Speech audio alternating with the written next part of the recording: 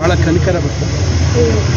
ಅದು ಯಾಕೆ ಕುಮಾರಸ್ವಾಮಿ ಅವರು ಪಾಪ ಇತ್ತೀಚೆಗೆ ಸ್ವಲ್ಪ ಆರೋಗ್ಯ ಸಮಸ್ಯೆ ಆಗಿತ್ತು, ಏನೋ ದೇವ್ರ ದಯೆಯಿಂದ ಅವ್ರಿಗೆ ಆರೋಗ್ಯದಲ್ಲಿ ಒಳ್ಳೆಯದಾಗಿದೆ, ಚೆನ್ನಾಗಿರಲಿ, ಅವರು ಆರೋಗ್ಯ ಚೆನ್ನಾಗಾಗಲಿ ಅಂತಕ್ಕಂಥದ್ದು ನಾವೆಲ್ಲ ಎಲ್ಲರೂ ಅವರ ನಿರಂತರವಾಗಿ ನಾನು ನಮ್ಮ ಸ್ನೇಹಿತರು ಅವರ ಪಕ್ಷದವ್ರಿಗೆ ಕೇಳ್ತಾ ಇದ್ದೆ, ಹೇಗಿದ್ದಾರೆ, ಸ್ವಲ್ಪ ಶಿಸ್ತಿರಬೇಕು ಜೀವನದಲ್ಲಿ, ಯಾಕೆ ಅವರು ಈ ಥರ ಎಲ್ಲ ಸರ್ಜರೀಸ್ ಆಗಿದ್ದರೂ ಕೂಡ ಯಾಕೆ ಅಶಿಸ್ತಿನ ಒಂದು ಅಭ್ಯಾಸಗಳು ಇಟ್ಕೊಂಡಿದ್ದಾರೆ, ಸ್ವಲ್ಪ ಶಿಸ್ತಿರಬೇಕು ಅಂತೇಳಿ ಅವ್ರ ಆರೋಗ್ಯದ ಬಗ್ಗೆ ವಿಚಾರಿಸ್ತೀವಿ. ಯಾಕಂದರೆ ಯಾರೇ ಆಗಲಿ ನಾವು ರಾಜಕಾರಣದಲ್ಲಿ ಏನೇ ಇರಲಿ ಒಬ್ಬರು ಮತ್ತೊಬ್ಬರು ನಾಯಕರು ಅಂದಾಗ ಅವರು ನಮ್ಮ ಮುಖ್ಯಮಂತ್ರಿಗಳಾಗಿದ್ದರು, ಅವ್ರ ಬಗ್ಗೆ ರಾಜಕೀಯವಾಗಿ ಭಿನ್ನಾಭಿಪ್ರಾಯ ಇದ್ದರೂ ಕೂಡ ವೈಯಕ್ತಿಕ ನಮ್ಮ ಮುಖ್ಯಮಂತ್ರಿ ಆಗಿದ್ರು ಅಂತಕ್ಕಂಥ ಅಭಿಮಾನ ಇರ್ತದೆ.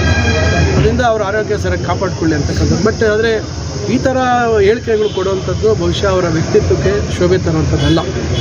ಯಾಕಂದರೆ ಶಿವಕುಮಾರ್ ಅವರು ಇಡಿ ಮಾಡ್ತಾರಂದ್ರೆ ಹಂಗಾರೆ ಇವರು ಸರ್ಕಾರದಲ್ಲಿ ಇವರು ಮಂತ್ರಿಗಳಿದ್ದಾರೆ ಕೇಂದ್ರದಲ್ಲಿ, ಮಾನ್ಯ ಕುಮಾರಸ್ವಾಮಿ ಅವರು, ಹಂಗಾರೆ ಅಲ್ಲಿ ಇವ್ರದ್ದೇನು ಇಡ್ತಾ ಇಲ್ವಾ? ಈಗ ಯಾರ್ಯಾರ ಮೇಲೆ ಏನೋ ಈಗ ಮೂಡಾ ಕೇಸಲ್ಲಿ ಇಡಿಗೆ ಪತ್ರ ಬರಿಬೋದು, ಮತ್ತವರು ಬರಿಬೋದು. ಈಗ ಶಿವಕುಮಾರ್ ಅವರು ಏನಾದರೂ ಪತ್ರ ಬರೆದು ಆ ಥರ ಹೇಳಿದ್ರು, ಹಂಗಾರೆ ಶಿವಕುಮಾರ್ ಅವರು ಅಷ್ಟು ಪ್ರಭಾವಿಗಳ ಇವರ ಅರ್ಥದಲ್ಲಿ ಇದು ಒಂದು ರೀತಿ ಬಾಲಿಶವಾದಂಥ ಹೇಳಿಕೆ. ಬಹುಶಃ ಒಬ್ಬ ಏನೋ ಒಂದು ಅನುಭವಿ ಇರ್ತಕ್ಕಂಥ ರಾಜಕಾರಣಿ ಈ ರೀತಿ ಬಾಲಿಶ ಹೇಳಿಕೆಗಳನ್ನು ಕೊಡ್ತಕ್ಕಂಥದ್ದು ಬಹುಶಃ ಒಳ್ಳೆಯದಲ್ಲ. ಅದರಿಂದ ಇನ್ನಾದರೂ ಅವರು ಬಹುಶಃ ಅದನ್ನು ಮುಂದೆ ಆದರೂ ಸ್ವಲ್ಪ ಜವಾಬ್ದಾರಿಯಾಗಿ ನಡ್ಕೊಳ್ಳಿ. ಮುಖ್ಯಮಂತ್ರಿ ಆಗಿದ್ದರು ಅನ್ನತಕ್ಕಂಥದ್ದನ್ನು ಅವರು ಸ್ವಲ್ಪ ನೆನಪಿಟ್ಕೊಳ್ಳಿ. ಇವತ್ತು ಕೇಂದ್ರದಲ್ಲಿ ಒಳ್ಳೆಯ ಖಾತೆ ಇದೆ, ಒಳ್ಳೆಯ ಒಂದು ಅವಕಾಶ ಇದೆ, ಒಳ್ಳೆ ಕೆಲಸ ಮಾಡಲಿಕ್ಕೆ, ಸ್ವಲ್ಪ ಅದ್ರ ಕಡೆಯೂ ಸ್ವಲ್ಪ ಗಮನ ಕೊಟ್ಟರೆ ಒಳ್ಳೆಯದು. ಸರ್, ಚಿಕ್ಕಬಳ್ಳಾಪುರ ಕ್ಷೇತ್ರದಲ್ಲಿ ಪರ್ಟಿಕ್ಯುಲರ್ ಆಗಿ ಕಾಂಗ್ರೆಸ್ ಮುಖಂಡರಲ್ಲಿ ಒಂದು ಭಿನ್ನಮತ ಶುರುವಾಗಿ ಶಾಸಕರನ್ನು ಏನೇ ಅಧಿಕಾರದಿಂದ ಕೆಳಗಿಳಿಸಬೇಕು ಅಂತ ಗಂಭೀರ ಆರೋಪಗಳನ್ನು ಕೂಡ ಮಾಡ್ತಾ ಇದ್ದಾರೆ. ನೋಡಿ, ಇದು ನಾನು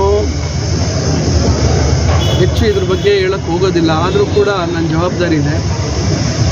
ನಾನು ಈಗ ಪ್ರದೀಪ್ ಅವರನ್ನು ಇಲ್ಲಿ ಶಾಸಕರಾಗಿ ಅಭ್ಯರ್ಥಿ ಮಾಡಬೇಕು ಅಂತಕ್ಕಂಥದ್ದು ನಾನು ಮಾಡಿದಂಥ ಪ್ರಯತ್ನ.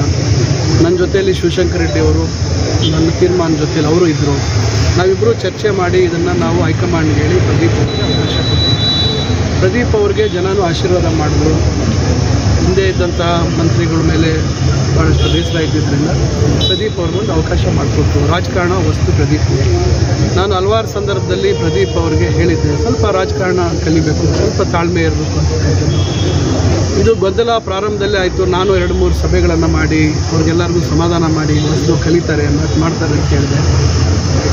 ಆದರೆ ನಾನು ನಿರಂತರವಾಗಿ ಅವರಿಗೆ ಹೇಳ್ತಾ ಹೋದೆ. ಆದರೆ ಕೆಲವು ಹೇಳಿಕೆಗಳು ಅವರು ಕೊಡುವಂಥದ್ದು ಸ್ವಲ್ಪ ಅದು ಯಾಕೆ ಆ ಥರ ಹೇಳಿಕೆ ಕೊಡ್ತಾಯಿದ್ರು ಅನ್ನೋದು ಗೊತ್ತಾಗ್ತಾ ಇರಲಿಲ್ಲ. ನಾನು ಹೇಳೋಷ್ಟು ಹೇಳಿ ನಾನು ಮತ್ತೆ ಅವ್ರಿಗೆ ಹೆಚ್ಚು ಹೇಳುವಂಥದ್ದಕ್ಕೆ ನಾನು ಸ್ವಲ್ಪ ನನಗೆ ಆದಂಥ ಒಂದು ಇತಿಮಿತಿಗಳಲ್ಲಿ ನಾನು ಸುಮ್ಮನೆ ಆಗಿಬಿಟ್ಟೆ. ನಾನು ಹೇಳೋಕ್ಕೆ ಹೋಗಲಿಲ್ಲ. ಆದರೆ ನಾನು ಆ ರೀತಿ ಆಗುವಂಥದ್ದು ಸರಿಯಿಲ್ಲ, ಬೆಳವಣಿಗೆಗಳು ಸರಿಯಿಲ್ಲ. ಪ್ರದೀಪ್ ಅವರು ಕೂಡ ಈಗ ಎಲ್ಲ ನಾಯಕರು ಜೊತೆಯಲ್ಲಿ ಕೆಲಸ ಮಾಡಿದ್ರೇ ಮತ ಬರುತ್ತೆ. ಇವತ್ತಿಷ್ಟೆಲ್ಲ ನಮ್ಮ ನಾಯಕರಿದ್ದಾರೆ, ಈಗ ಮತದಾರರು ಬೇರೆ ಕಡೆ ಇರ್ತಾರೆ. ನಮ್ಮ ಸ್ಥಳೀಯವಾಗಿ ಆ ಭಾಗದಲ್ಲಿ ಮುಖಂಡರು ಇದ್ದು ಬೂತ್ ಮಟ್ಟದಲ್ಲಿ ಮತ್ತೊಂದು ಮಟ್ಟದಲ್ಲಿ ನಮ್ಮ ಪಾಂಪ್ಲೆಟ್ ಎತ್ಕೊಂಡು ಕೊಡುವಂಥದ್ದು. ನಾವು ಮನೆಗೂ ಪಾಂಪ್ಲೆಟ್ ಕೊಡಲಿಕ್ಕೆ ಆಗೋದಿಲ್ಲ.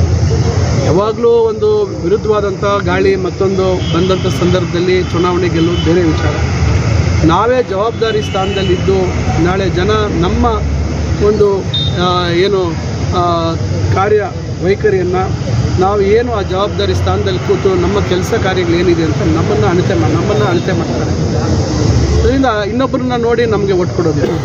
ಇವತ್ತು ನಾನು ಶಾಸಕನಾಗಿದ್ದೀನಿ, ಮಂತ್ರಿ ಇದ್ದೀನಿ ಅಂದರೆ ನನ್ನ ಕ್ಷೇತ್ರದಲ್ಲಿ ನಾನು ಮಾಡಿರ್ತಕ್ಕಂಥ ಕೆಲಸವನ್ನು ನೋಡಿ ಅದರ ಆಧಾರದ ಮೇಲೆ ಜನ ಓಟ್ ಕೊಡೋದು. ಮತ್ತೊಬ್ಬರಿದ್ದಾಗ ನಾನು ಇಲ್ಲದೇ ಇದ್ದಾಗ ಇನ್ನೊಬ್ಬರಿದ್ದಾಗ ಅವ್ರನ್ನ ನೋಡಿ ನಾನು ಅವ್ರಿಗೆ ಸರಿ ಇದ್ದರೆ ಅವ್ರು ಕೊಡ್ತಾರೆ, ಸರಿ ಇದ್ದರೆ ಇನ್ನೊಬ್ರು ಕೊಡ್ತಾರೆ ಅಂತ ಒಂದು ಇವತ್ತು ಅವರ ಒಂದು ಕಾರ್ಯವೈಖರಿ, ಅವ್ರು ಯಾವ ರೀತಿ ಜನರ ಜೊತೆ ಇರ್ತಾರೆ, ಯಾವ ರೀತಿ ನಾಯಕರನ್ನು ನೆಚ್ಕೊಳ್ತಾರೆ, ಇವೆಲ್ಲ ಜನ ನೋಡ್ತಾ ಇರ್ತಾರೆ. ನಾನು ಅವ್ರಿಗೆ ಹಲವಾರು ಬಾರಿ ಹೇಳಿದ್ದೆ. ಆದರೆ ಅವರು ಸ್ವಲ್ಪ ಎಲ್ಲೋ ಒಂದು ಕಡೆ ಇನ್ನು ಅವ್ರಿಗೆ ರಾಜಕಾರಣ ಹೊಸದಿರೋದ್ರಿಂದ ಸ್ವಲ್ಪ ದುಡುಕುವಂಥದ್ದು ಸ್ವಭಾವ. ಅದನ್ನು ನಾನು ಅವ್ರನ್ನ ವಿರೋಧ ಮಾಡ್ತಾ ಇರ್ತಕ್ಕಂಥವ್ರಿಗೆ ಹೇಳಿದ್ದೀನಿ, ನೋಡಿ ಸ್ವಲ್ಪ ಅವ್ರಿಗೂ ಹೊಸದಿದೆ, ನೀವು ಸ್ವಲ್ಪ ಅವ್ರಿಗೆ ಅವಕಾಶ ಕೊಡಬೇಕು, ನೀವು ಏಕಾಏಕಿ ಇದು ಮಾತಾಡೋವಂಥದ್ದು ಸರಿಯಿಲ್ಲ ಅಂತಕ್ಕಂಥದ್ದು ನಾನು ಅವ್ರಿಗೆ ಹೇಳಿದ್ದೀನಿ. ನಾನು ಯಾರಿಗೂ ಬೆಂಬಲ ಕೊಡುವಂಥದ್ದು ಮತ್ತೊಂದು ಕೆಲಸ ನಾನು ಮಾಡಿಲ್ಲ.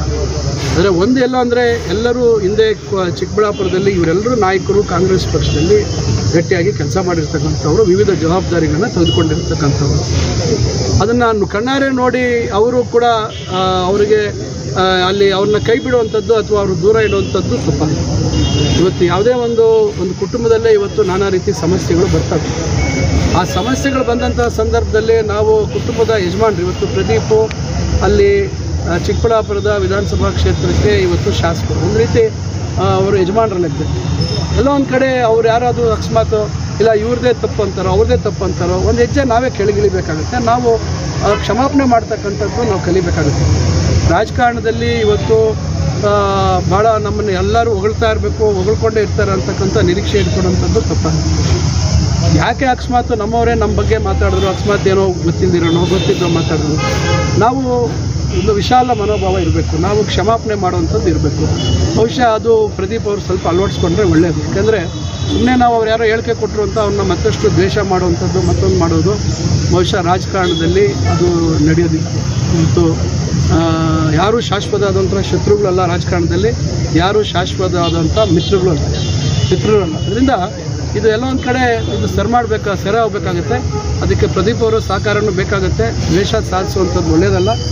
ಎಲ್ಲರೂ ಅವತ್ತು ಅವ್ರನ್ನ ಆಯ್ಕೆ ಮಾಡುವಂಥ ಸಂದರ್ಭದಲ್ಲಿ ನಾನು ಶಿವಶಂಕರ ರೆಡ್ಡಿ ಅವರು ಇವರೆಲ್ಲರನ್ನೂ ವಿಶ್ವಾಸಕ್ಕೆ ತಗೊಂಡು ಪ್ರದೀಪ್ ಅವರನ್ನು ಇಲ್ಲಿ ಅಭ್ಯರ್ಥಿ ಮಾಡ್ತೀವಿ ಅಂತೇಳಿ ಇವರೆಲ್ಲರ ಒಪ್ಪಿಗೆ ಪಡ್ಕೊಂಡು ನಾವು ಆ ಸಂದರ್ಭದಲ್ಲಿ ಹೈಕಮಾಂಡು ಮತ್ತೊಂದು ಕಡೆ ಅವರಿಗೆ ಟಿಕೆಟ್ ಕೊಡಬೇಕು, ಅವರಿಗೆ ಶಾಸಕರಾಗಿ ಮಾಡುವಂಥ ಒಂದು ಅಭ್ಯರ್ಥಿಯಾಗಿ ಮಾಡಬೇಕು ಅಂತಕ್ಕಂಥ ಪ್ರಯತ್ನ ಮಾಡಿದ್ವಿ. ಇದು ಎಲ್ಲೋ ಒಂದು ಕಡೆ ಸ್ವಲ್ಪ ಒಂದು ಅತಿರೇಕಕ್ಕೆ ಹೋಗ್ತಾ ಇದೆ. ಅದನ್ನು ಸರಿಪಡಿಸುವಂಥದ್ದು ವಿಷಯ ನಾವೆಲ್ಲ ಈಗ DCC ಬ್ಯಾಂಕ್ ಚುನಾವಣೆ ಪ್ರಕ್ರಿಯೆಯಲ್ಲಿ ನಾವು ಸ್ವಲ್ಪ ಬ್ಯುಸಿ ಇದ್ದೀವಿ. ಅದರ ಕಡೆ ಗಮನ ಇದೆ. ಭವಿಷ್ಯದೆಲ್ಲ ಆದಮೇಲೆ ಒಂದು ಪ್ರದೀಪ್ ಅವರು ಸ್ವಲ್ಪ ಯೋಚನೆ ಮಾಡಬೇಕಾಗುತ್ತೆ. ಖಂಡಿತ ಅದನ್ನು ಎಲ್ಲರನ್ನೂ ಕೂರಿಸಿ ಸರಿ ಮಾಡುವಂಥ ಪ್ರಯತ್ನ ಮಾಡ್ತಾರೆ.